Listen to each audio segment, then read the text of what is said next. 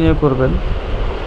দেখতে পাচ্ছেন বন্ধুরা, আমার আইসিটা কিন্তু অনেকটাই আলগা হয়ে গেছে। এই দেখতে পাচ্ছেন বন্ধুরা, আইসিটা তুলে ফেলছি। আইসির কাজগুলো দেখা গেছে সবাই করে না বিদায় অনেক কঠিন মনে হয়। এগুলো করতে করতে অভ্যাস হয়ে গেলে একসময় দেখা গেছে এগুলো খুব সহজ মনে হবে। এখন আমি এটাকে রিবোলিং করব। আমি সম্পূর্ণ প্রসেসিং আপনাদেরকে ভিডিওর মাধ্যমে দেখাইতেছি, আমি কোনো কিছু এখানে বাদ দিয়ে দেখাই নাই।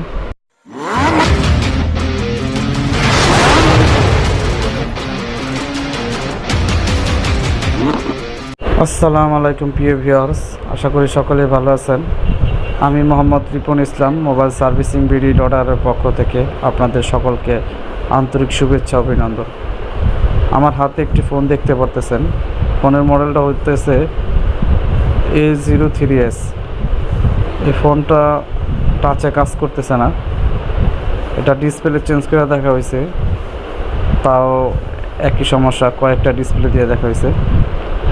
বর্তমানে আমাদের কাছে এই ধরনের সমস্যাগুলো একটু বেশি আসতেছে।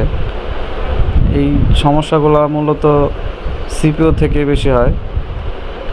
আমি এই ভিডিওর মাধ্যমে আপনাদেরকে পুরো A to Z বলে এবং দেখিয়ে বোঝানোর চেষ্টা করব। মূলত এই ধরনের সমস্যাগুলো দেখা গেছে CPUর নিচে যেই কালো পেস্ট বা সাদা যে পেস্টগুলো থাকে, ওই পেস্টগুলা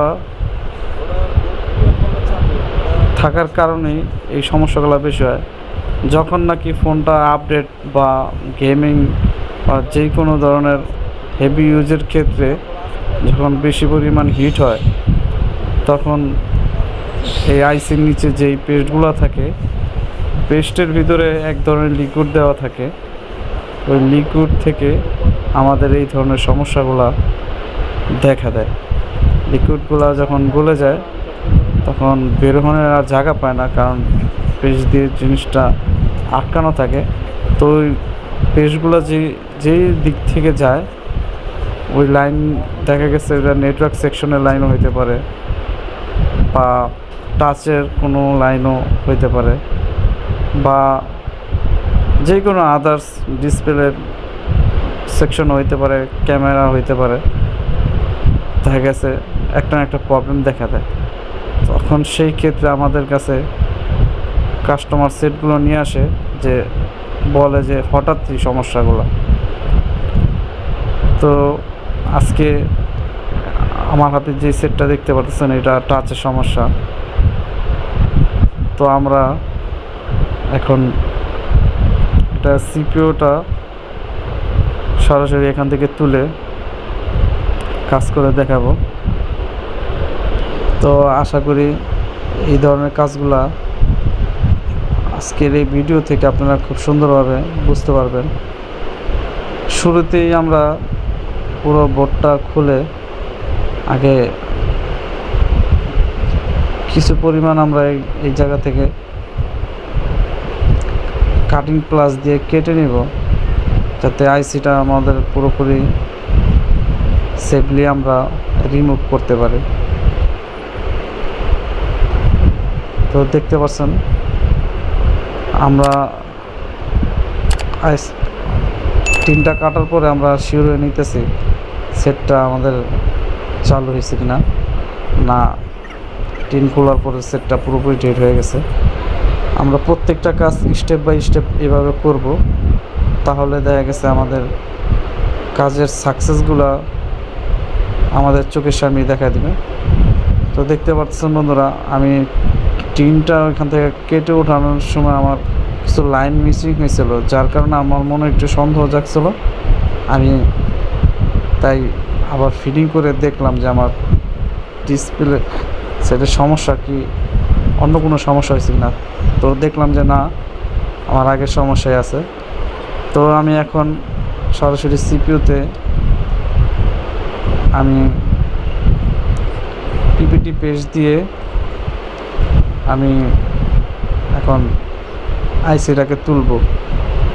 তো আইসিটাকে তোলার জন্য আমার হট এয়ার গানের হিটটা আমি রাখছি 350। আমার হট এয়ার গানের হিট অনুযায়ী আমি রাখছি। অন্য হট এয়ার গানের হিট অনুযায়ী আপনারা যেই হট এয়ার গান ইউজ করেন, আপনারা আপনাদের হট এয়ার গানের অনুযায়ী আপনারা হিটটা রাখবেন।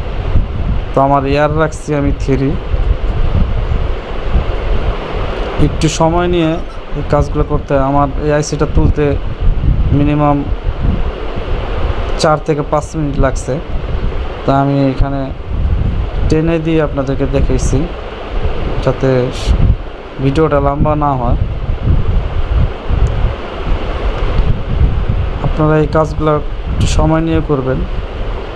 দেখতে পাচ্ছেন বন্ধুরা, আমার আইসিটা কিন্তু অনেকটাই আলগা হয়ে গেছে। এই দেখতে পাচ্ছেন বন্ধুরা, আইসিটা তুলে ফেলছি। তো খুব খেয়াল করে আমি কাজটা করছি। এই ধরনের কাজগুলো আমরা খুব সাবধানতাভাবেই করি। দেখতে পাচ্ছেন বন্ধুরা, আমার আইসিটা তোলা হয়েছে, নিচে কোনো বল মিস হয় নাই, আমি দেখছি। এখন আমরা প্রেস দিয়ে সুন্দরভাবে আমরা বোর্ডটাকে ক্লিন করব। যেগুলা দেখা গেছে বলের যে এক্সট্রা রাঙগুলো আছে, এগুলো আমরা এখান থেকে দেখতে পারতেছেন ক্লিন করতেছি। তো আমাদের রাঙগুলা ক্লিন করার পরে আমরা দেখতে পারতেছেন, তারপর আমরা এখানে সোল্ডারিং উইক দিয়ে একটু ভালোভাবে জিনিসটাকে আমরা বোর্ডটাকে ক্লিন করব। দেখতে পারতেছেন আমি তাতাল দিয়ে, এবং অবশ্যই তাতালের হিটটা আপনারা 320-300-র ভিতরে রাখবেন। কারণ দেখা গেছে অনেক সময় তাতালের হিটটা বেশি পরিমাণ থাকলে বোর্ড যদি নর্মাল হয় তাহলে বোর্ড ফুলে যেতে পারে, বা নিচে যে বলের লাইনগুলো আছে আপনার সোল্ডারিং উইকের সাথে চলে আসতে পারে। তো এই কাজগুলো খুব সাবধানের সাথে করব। তো প্রথম আপনাদের একটু কাজগুলো করতে লাগতে পারে, যখন অভ্যাস হয়ে যাবে তখন দেখা গেছে এগুলা খুব সুন্দরভাবে করতে পারবে। প্রথমে আমরা যখন এই কাজগুলো করছি আমাদের এরকম অনেক লাগছে। এখন ইনশাআল্লাহ আপনাদের দোয়ায় এই কাজগুলো আমরা খুব সুন্দরভাবে করতে পারি। দেখতে পাচ্ছেন বোর্ডটা আমরা ক্লিন করতেছি, ব্রাশ দিয়ে ফিঙ্গার দিয়ে আমরা পরিষ্কার করে নিলাম।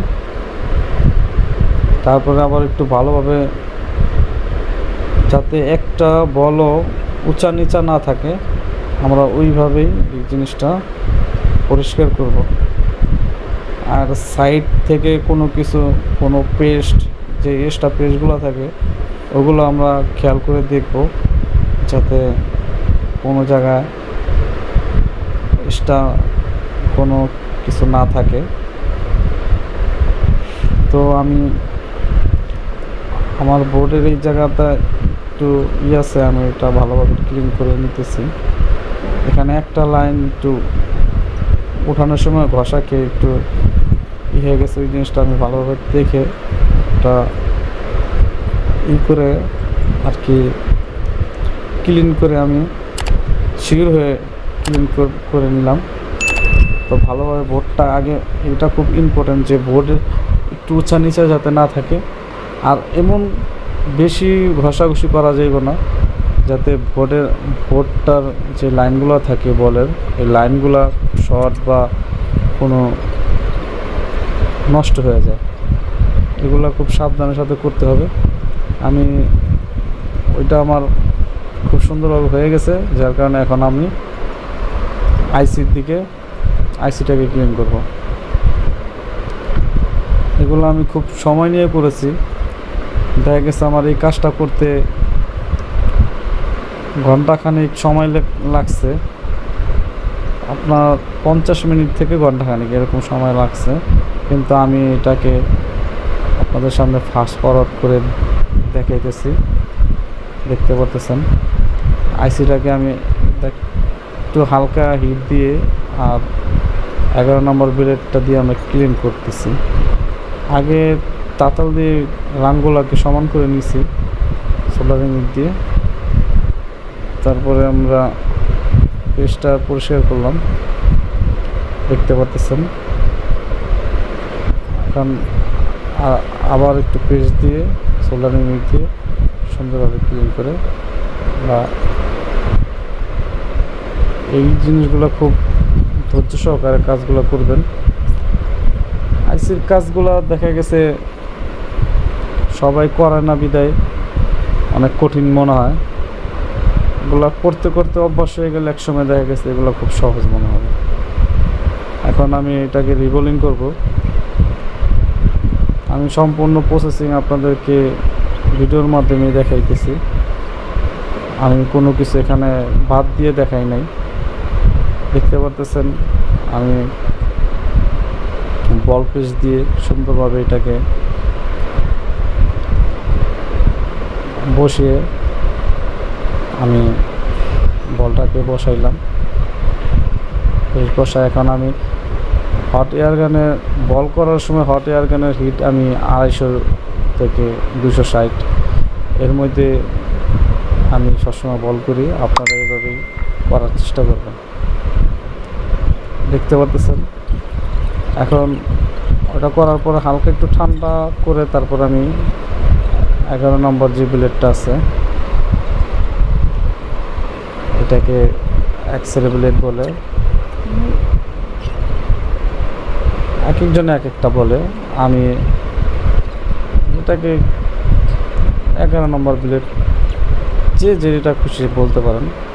এটা দিয়ে আমি আবার একটু ভালোভাবে কেটে আবার বল পেস্ট দিয়ে আবার সুন্দরভাবে ক্লিন করে বসিয়ে আবার একটু হিট দিয়ে আমি বলটা করে ফেলব। এরকম 2বার করে নিলে জিনিসটা যেমন সমান হয়। আর এটা সিপিইউ আইসি তো এটা থেকে একটু ভালোভাবে নজর দিতে হয়, কারণ একটা বল একটু উঁচা নিচে যাতে না থাকে। কারণ এখানে বল যদি 19-20 উঁচা নিচা থাকে দেখা গেছে আমি যখন হিট দিয়ে আইসিটা বসাবো তখন শর্টও হয়ে যেতে পারে, বা কোনো বল একটা বল নাও মিশতে পারে, তখন দেখা গেছে আমার কাজটা নাও হতে পারে। তো আইসির এদিক ওদিক ভালোভাবে দেখে ক্লিন করে আমরা কাজটা করব। এই কাজগুলো করার সময় খুবই ধৈর্য নিয়ে কাজগুলো করতে হবে ভাই, কারণ দেখা গেছে একটা কাজের পিছে আপনি 1 ঘন্টা 1.5 ঘন্টা 2 ঘন্টা যাই সময় দেন, যদি একটু ভুলের কারণে বা একটু না খেয়ালের কারণে পুনরায় সেই কাজটা আবার করতে হয়, তখন এর চেয়ে আর কষ্টের কোনো কিছুই থাকে না। তবে সবসময় একটা জিনিস খেয়াল রাখবেন যে ধৈর্য সহকারে কাজগুলো করবেন, যাতে আপনি মনের থেকে শিওর হইতে পারেন, নিজের ভিতর থেকে শিওর হইতে পারেন যে হ্যাঁ আমি যে কাজটা করলাম এই কাজটা আমার জানা মতে কোনো ভুল নাই। তারপরও তো এরকম অনেক কাজ সাকসেসের শেষ প্রান্তে যাও আমরা অনেক কাজ আনসাকসেস হই, কিন্তু আমার নিজের ভিতর থেকে যেটা আসবে যে হ্যাঁ এটা সাকসেস হইতেছে, সেটা 100-র ভিতরে 99% কাজই সাকসেস হয়। আর একটা নাও হইতে পারে, সেটা সবার ক্ষেত্রেই। নিজের কাছে যদি মনে হয় যে হ্যাঁ আমার কাজটা ঠিক আছে, তাহলেই এটা পুরোপুরি ঠিক। তো এখন আমরা আইসিটা রিভলভ করে আমরা পুনরায় বোর্ডে সুন্দরভাবে বসাইতেছি। দেখতে পাচ্ছেন হিট পর্যাপ্ত। আবারও বলে দিতেছি, আমার হট এয়ার গানের আইসি তোলার সময় ছিল 350, এখন 340-এ বসানোর সময় 340-এ রাখছি হিটটা, দেখতে পারতেছেন। আমি আইসিটা এখানে 3 ধাপে আমি হিট দিয়ে বসাইতেছি শিওর হয়ে। প্রথম ধাপে আমি আইসিটাকে বসায় তারপরে একটু পেস্ট চাইরো সাইডে দিয়ে আমি একটু হালকা উপর থেকে নাড়া দিবেন।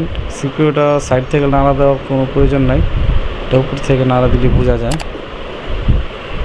এটা হাতের অ্যাক্টিভিটি ভালো থাকলে এটা এমনিতেই বোঝা যায়। তো আমাদের আইসিটা লাগানো শেষ, বোর্ডটাও ঠান্ডা করছি, এখন দেখতে পাচ্ছেন সেটটা চালু করছি। এখন আমি আপনাদেরকে দেখাই আমার কাজটা সাকসেস না। এই যে দেখতে পাচ্ছেন বন্ধুরা, আলহামদুলিল্লাহ আমার কাজটা পুরোপুরি সাকসেস হয়েছে। এতক্ষণ আপনাদেরকে এটাই দেখানোর চেষ্টা করলাম আমি সম্পূর্ণ ভিডিওর মাধ্যমে, যে আমি যেই খাটাখাটনি কষ্ট করলাম, কষ্টটা আমার কতটুকু সাকসেস হইল। আমি জানি না আপনাদের কতটুকু বুঝাইতে পারছি, আমি সম্পূর্ণ চেষ্টা করছি।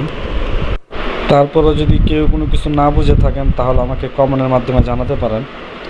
আর যদি আমার কাজটা ভালো লাগে তাহলে লাইক, কমেন্ট, শেয়ার করবেন আর আমার চ্যানেলটাকে সাবস্ক্রাইব করে দেবেন। তবে আজকে এই পর্যন্তই, দেখা হবে নতুন কোনো ভিডিওতে। সে পর্যন্ত ভালো থাকবেন, সুস্থ থাকবেন। আল্লাহ হাফেজ।